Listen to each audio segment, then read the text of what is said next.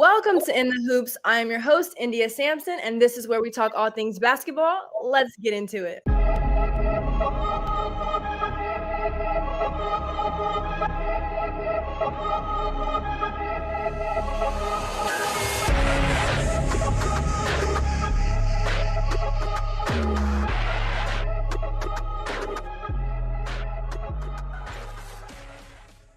So today we have a very special guest who I've also collabed with. If you haven't watched the video, please go watch it. It's a great conversation over there. But today we have Darius Capers. And first of all, how have you been? What's been going on? What is new?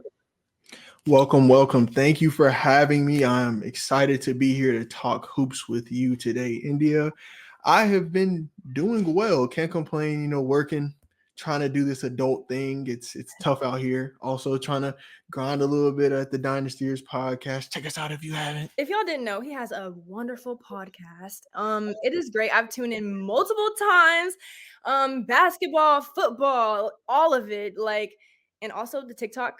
I see you on TikTok too. So that is great. Loving that. But let's get into our first question. First of all, how do you feel about All-Star and the players not playing defense? Okay, so this is gonna kind of sound like an old head rant. I remember those all-star games of the Kobe Bryants, the Vince Carters, the Tracy McGrady's. Granted, I was young at the time. I was 6, 7, 8, but I remember those late 2000s, 2010 all-star games where it was who was best, who is the best player on the floor right now. That all-star game MVP meant something. And just kind of seeing the game where they got to 200 points. I mean, it was cool to see for people that like scoring, people like seeing the deep threes and the dunks. It was okay, but I prefer good basketball. I prefer defense. Like that's why we play the game. So it was okay, but I would love to see them get back to actually caring about the game, actually caring about the event. So I totally agree. I was watching a little segment during All-Star, and they said that back in the day that they used to do a game with like retired players. And I was like, that is interesting. I do want to see that. But also they were like, yeah, we had to stop it because of injury. And I was like, well, that makes sense. yeah. but that was cool. But I totally agree with your statement about them playing. I want to see some good basketball. Like it's cool to see the 3-point contest, the all the other things, the dunk contest. But I just want to see some good basketball. You know, Exactly. but Got to get back to that. yeah, for sure. But speaking of All-Star though, are there any players that should have been in the game that weren't? Yes. So for those of y'all that know Miss India is in Atlanta, I honestly forgot you in Atlanta. It's one of y'all hometown guys. Trae Young should have been there. I know he ended up having an injury, I believe, so he wasn't able to play like later on, I believe, in the season. I don't even think his injury happened prior to the All-Star break. He was snubbed, I feel. I feel like he definitely should have been an All-Star. I feel like, being the Celtic fan I am, we could have threw Derek White in there. Kristaps Porzingis, he's playing well this year. He could have been an All-Star. One of the most snubbed guys I want to say, though, and I know this is one of the later topics, but Victor Wembanyama should have been an All-Star as a rookie. How are you leading the league in blocks, averaging 21 and 10, and you don't make the All-Star game? It's a tragedy, man. It's crazy. I'm a big fan of Victor, and we'll get to him a little bit later, but I do want to talk about him for 1 second. Yes. He's an amazing player. Like Yes. his defense, like not even his offense. His offense, I feel like his team ultimately gets him because he's so tall. But his defense is just like incredible. Like there's no denying that with him. You can argue he deserves to be all defensive first team as a rookie. I mean, leading the league in what is it, like 3.5 blocks a game, 3.5 blocks a game, about a steal a game. We haven't seen anything like this probably since Shaquille O'Neal as a rookie. So yeah, definitely. He deserved it. He deserved it. For sure. But also another question. How did you feel about being East and West and not captains picking this year? So I was a fan of it. I was a fan. Like I said, going back to being an old head, I remember those East-West games, where the best of the East, like those Celtic teams that had the big three of Ray Allen, Paul Pierce, Kevin Garnett were all stars on one team. And then they're going up against the Kobe Bryants and the Pau Gasols and all of those superstars out west, the Tim Duncans. Like I remember that. And it was nice to see. On the surface, I didn't think it was going to be a close game just because the West starting five was LeBron, Kevin Durant, Shea Gilgeous, Luka, and like Jokic. Versus the All Stars in the East, it was Tatum was really the biggest guy because Embiid didn't play. I honestly thought it wasn't going to be close, but it was a very interesting game. And it was a good surprise to see the East pull out. So I was happy to see the East get that dub. But I liked it. It was a nice little nostalgia moment. All right. And not to mention Damian Lillard went off that game. Like, even though nobody was defending him, but he went off that game and he had the most amount of points out of everyone. So it was good to see. It was good to see. The funniest part about it, Karl Anthony Towns had 50 points off the bench. That's all we need to say about defense. Karl Anthony Towns had 50. That's all we got to say. Exactly, which is insane. I mean, they had 200 points, and I was just like, I literally took a picture of it. I was like, let me take a picture. This is history.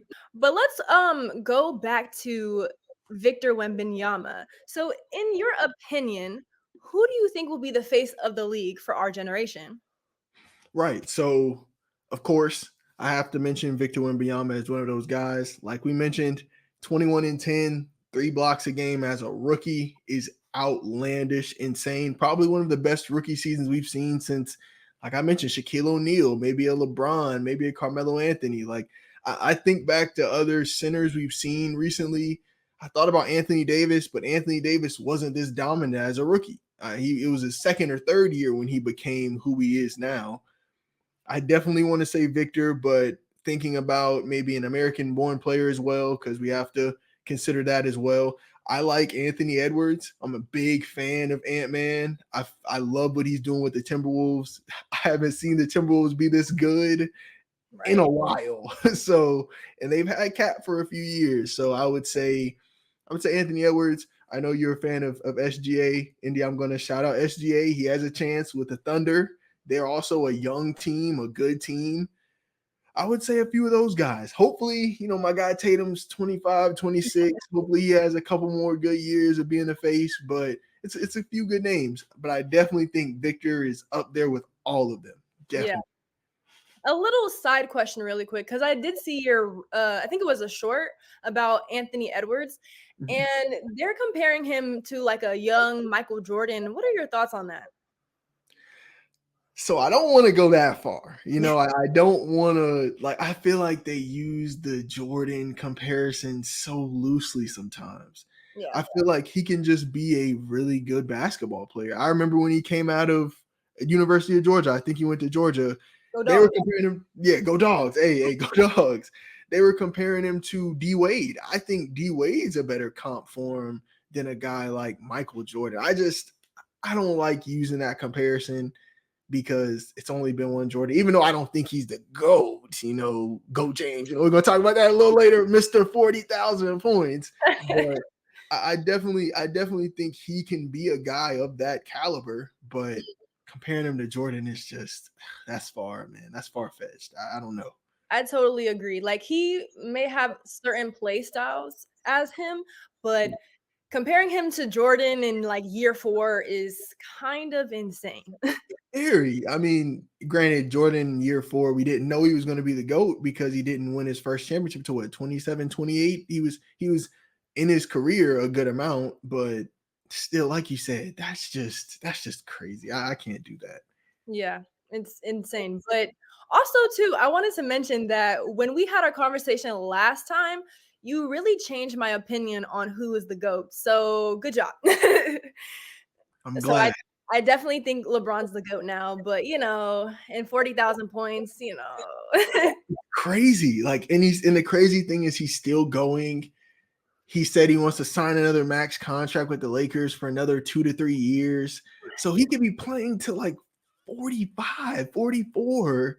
legitly. And by that point, that's another, what, 4 or 5 years. He could have another, what, 400, 500, maybe 1,000, 2,000 points added on to that, depending how well he stays in shape, which at this point, we have to believe he's going to stay in great shape.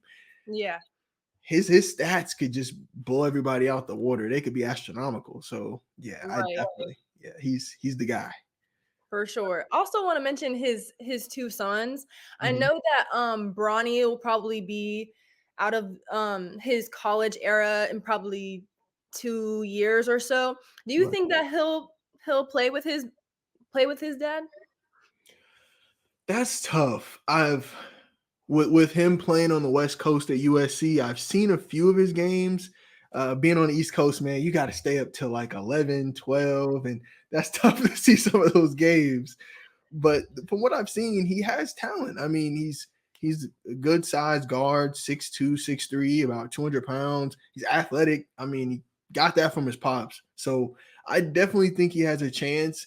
Do I think it'll be next season? I don't, just because of like his season started so rocky. I don't know if you Yeah. guys remember, but his son had the heart issue training camp, and then he came back, and now he's not playing like everyone thought he'd play. But it's because he's not 100%. So I definitely think another year in college would do him well. I Mhm. could definitely see him being a top 10, top 15 pick next year, coming back, averaging about 12, 6 and 5. He can shoot the three well. He's shown the ability to play the game at a high level. So I definitely think he could. For Now, sure. his other son, I don't know. I don't know about his other son quite yet. I don't know. I don't know. I think I've said this, I think last year sometime, I think Bryce will be better than Bronny. Really? Yeah, just because I feel like Bronny is hyped up so much because he's literally LeBron James Jr. or the second, Right. whatever it is. But so he's hyped up so much, and he has like he's built bigger at his age than LeBron was. So I don't know. I think Bryce has more defensive capabilities, but we'll see. I'm very intrigued to find out what's going to happen with that. But also, speaking of the new generation of hoopers, should Victor Wembanyama win Rookie of the Year over Chet Holmgren? So I'm glad you asked me this question because I feel very strongly about the red shirt rookie season for NBA players. Like I felt strongly about the Joel Embiid taking, he didn't play his first 2 years and he's still a rookie as year 3. The Ben Simmons coming in, getting hurt, and then winning rookie of the year over Donovan Mitchell. I felt very strongly about those. And so I don't believe he should. Although Chet is a tremendous player, I have his averages right here of 17, 7, 2.5 blocks. He's also in that same vein as a Victor Wembanyama, as a great defender, a great two-way player. But you were a rookie last year, bro. That's my only argument. I feel like you came in, you were hurt, you had a chance to work out with NBA teams, get that NBA training, put a little extra muscle on, versus Victor Wembanyama essentially coming in as a first year rookie and just essentially impacting the game to the way he has. Now, the only argument I've seen people say is wins. I don't consider rookie of the year a wins Mm-mm. losses type award. I feel like it should just be which player has a better stats, which players impacted the game more for his team. And I mean, the Spurs aren't losing games because of Victor. We can all agree with that. It's just he doesn't have a Shea Gilgeous-Alexander or a Jalen Williams on his team. So I long-winded. Victor Wembanyama definitely should be the rookie of the year, in my opinion. Yes, I totally agree. I've had many arguments with my father about if Victor or Chet should win, just Right. because I've been saying the exact same thing you have said, and he was literally a rookie last year. Like you said, he had NBA training, NBA workouts, like he was in summer league. Victor didn't have any of that until this season. Exactly. So I definitely feel like Victor should win. And also, I feel like he's outplaying Chet a little bit, just a little bit. Yeah. Yeah. Yeah, they're very close, but I mean, 17-7 is different from 21-10. 2.5 blocks is different from 3.5 blocks. It's like his stats are just across the board just a little better. So yeah, I agree. I agree wholeheartedly. Yeah. But also, speaking of this new generation, who do you think goes unnoticed that could be a great star in the league? Oh, that's a tough one. It's a lot of talent around the league. One of the guys that I do the Dynastyers podcast with our NBA episodes, he's a huge fan of Tyler Hero. I want to give Hmm. him a shout out. He's a big Tyler Hero fan. I'm a fan of Tyrese Maxey. Kobe White for the Chicago Bulls has been playing tremendously well this season. He's probably going to win Most Improved Player this year. I think he should. He's a fairly young guy, I believe 23, 24 years old. He came out after a one and done season at Chapel Hill, so Hmm. he's still fairly young. Some other young guys, like I mentioned, Jalen Williams for the Thunder. He's in his second year. He's playing well. It's a lot of young talent. It's a lot of young talent around the league. That's tough. That's a really tough question. Man, honestly, like you mentioned, even your boy, Kaminga for the Warriors, Yeah. he's finally hitting his stride and being what they thought he'd be. And another guy I want to highlight, Cade Cunningham. Mm. I feel like if he played on a better team than the Pistons, he would get a lot more shine, a lot more recognition than he's getting. But he's having a great season. His team is just the worst team in the NBA. So it's a lot of guys. It's a lot of guys. But I totally agree with, like, there's so much young talent in the league today. I feel like this is the best generation of hoopers. I agree. Hey, no argument for me because if and this is again, like we said, the conversation we have with some of the old head NBA fans, the 80s, the 90s. Like, there's no way you can sit here and honestly tell me that the 80s brand of basketball is better just because it was more physical. Like, Right. just because someone's fouling you harder doesn't mean they're better. That just means, okay, I can't do what you're doing, so I'm going to try to hurt you. Like, no, this game is very skilled. You can't give me a guy in the 80s or the 90s that's as skilled as a guy like Kyrie Irving. Like, he's probably one of the most skilled players we've ever seen, if not the most skilled we've ever seen. You can't Right. give me a guy in the 90s that's LeBron James, 6'9" point guard, 40,000 points, 11,000 boards, and 10,000. Like, you can't. Like, oh, it's longevity. No, he's just been great for so long and been able to be great for so long. So I agree. This generation we're seeing is the best hoops we've probably ever seen.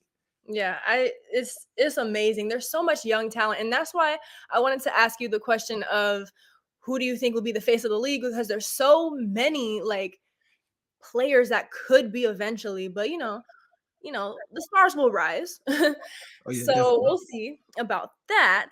But I do want to move on over to a little playoff action. Who do you want to see go head to head in the playoffs? That is a great question. And if I'm looking at the NBA standings right now with my Boston Celtics as the one seed in the East, I I, I I would love for the playoffs to essentially stay the way they are now. We'd be matched up with the Pacers in the first round. Mm. Think we could get the Pacers out of there pretty good. A good matchup that I like to see looking at the standings now out east is Milwaukee and Miami. That would be a very interesting round one matchup. Just Mhm. the whole thing of, okay, Damian Lillard wants to get traded. He wants to go to Miami. He ends up going to Milwaukee. It was just a thing of Jimmy Butler not being happy they didn't get Dame, and now they're seeing each other in the playoffs. And Ooh. the Heat and the Bucks have always had that kind of rivalry of, oh, like it's always been a thing. I believe since the bubble, they've been matched up with each other in the playoffs. So Yeah. out east, that would be interesting. And if I'm looking out west, the Suns and the Nuggets would be matched up in the first round right now if the playoffs happened. The 3-6 matchup. I would love to see that. I would love to see Kevin Durant versus Jokic. Like, I would want to see. Hopefully, the Suns will be healthy by then. Hopefully, Bradley Beal will be able to play. I would Right. love to see the big three versus Jokic and company, and see if Jokic can get it done. Mm. That is, yeah, that is amazing. The Suns And the Nuggets, like, I also have a little opinion about the Nuggets. I do feel like they're a good team, but Right. I don't think they'll win a championship again. Like with Jokic and all of them playing with them. But I mean, it's possible, but I just don't think they have enough like, oh, we want it so bad. Right. Um, I feel like the Boston Celtics, like I was mentioning earlier, definitely have that like, oh, I want to go get it. Like we lost it in finals, 2 years ago. Now it's time to go get it. So I agree. They need to. This is the team. I mean, all the trades they made this offseason, giving up on a lot of like Celtic for life players that we thought. Like I'll be honest with you, I never thought we'd trade Marcus Smart. I thought they would trade anybody before Marcus Smart, but yeah, what's best for business is best for business, I guess. So right. yeah. That kind of hurt my heart too, but new team, got decent pieces now, so it's all good. Oh yeah. But speaking of teams though, are there any teams that you're excited to see in the playoffs that maybe haven't been? So yes, this is again me being kind of an old head. I remember the days of the Orlando Magic with Dwight Howard when they were a dominant team. I remember they played the Lakers in the finals with one of Kobe Bryant's back-to-back championships. He won with Pau Gasol, and Mm, so I'm excited to see them back in the playoff hunt. That's a team with Paulo Banchero. That's a team with Franz Wagner. That's a young team, a young nucleus. I would love to see them get in the playoffs, see what they can do. Another team, and shout out to my pops. He's a big New York Knicks fan. He's mm. been loving the Knicks the last season and a half when they've had Jalen Brunson and just what they've been doing. Even with Julius Randle, he's a fan of Randle. So I'm interested to see what they're going to do. They're a top 4 seed right now. They hopefully should keep that top 4 standing. I'm ready to see what they're going to do. Jalen Brunson, what can you do for New York? And Jalen Brunson has been amazing this season. The New York Knicks, obviously, we have like people like NBA folks that are just like, oh, we want the Knicks to win, and stuff like that. But I feel like this year they have a really decent chance at going deep in the playoffs for sure. So super excited. I agree. Well, one of the teams out west I want to see, honestly, like the Timberwolves. Like we mentioned, Anthony Edwards is one of my favorite young guys in the league right now. I want to see, can he take Minnesota back to the Western Conference Finals? I don't think they've been in the Western Conference Finals since Kevin Garnett did it back in the early 2000s. Right. So can he be the guy to bring them back to that high level they were at? In a sleeper team, the New Orleans Pelicans. Zion Williamson has been healthy. He's been in shape. He's been dominant. I wouldn't want to see them in the first round. Right now, they're matched up with the Clippers. I know the Clippers are a team you mentioned to go to the finals. I like the Clippers a lot, but that team could give them trouble just because he's kind of unguardable. So that would be interesting to see. Huh. I've never like one of the things that we mentioned on your podcast, which is the Dynasty Years podcast, go check that out. But was a sleeper team like you mentioned. And I didn't think about the Pelicans. I was like, because Zion in my head right now is hurt still.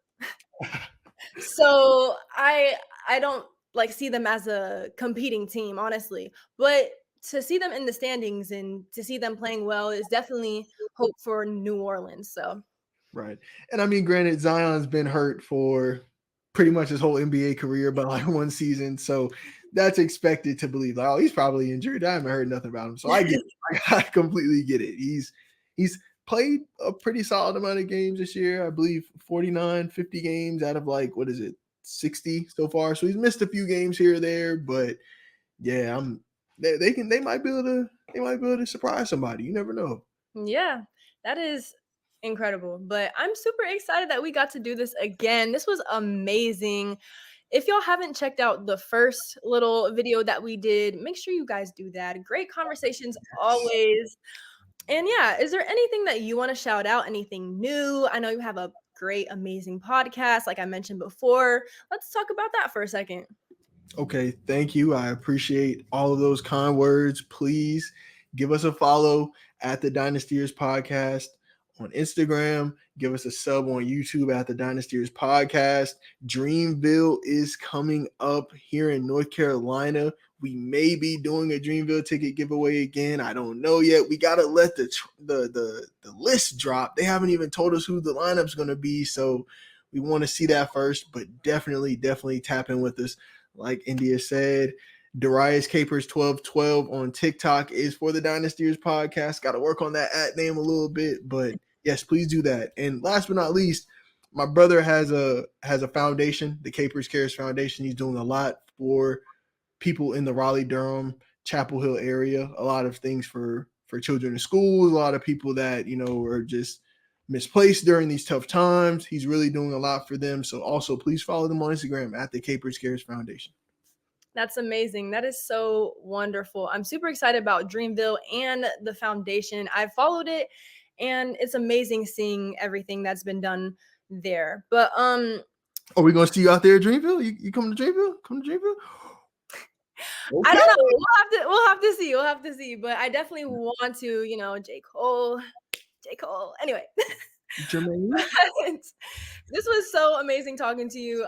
Hopefully we can do this again sometime soon.